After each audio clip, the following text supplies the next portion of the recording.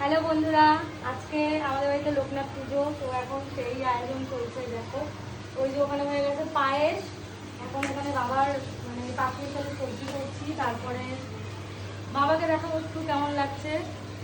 তারপর ওখানে হচ্ছে বাবার ভোগ রান্না করে, তাড়াতাড়ি করে করছি, গরমে তো পুরো নাজেহাল অবস্থা করছি। চলো, বাড়িতে কিছু মানুষজন আসার প্ল্যানিং আছে, তো দেখি খেতে আসে কি, তো আমি তোমাদের ভিডিও। এই যে এখানে হচ্ছে খিচুড়ি ভোগ, এই দেখো সবে জাস্ট বসিয়েছি। তোমরা সবাই জানো আমি এদিকে কাজে গেছিলাম, তো সেখান থেকে এসে এইসব করা সব কিছুর একটা টাইমিংয়ের ব্যাপার থাকে। তো চলো তরকারিটা দেখাই।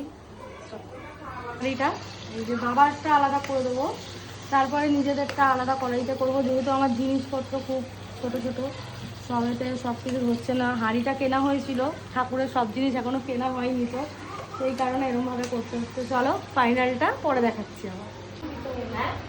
জানলার সামনে কাপড় দিতে হবে। ওই কাপড় আছে, মনে মনে ডাকো, তোমার মনের বাসনা কি হয়।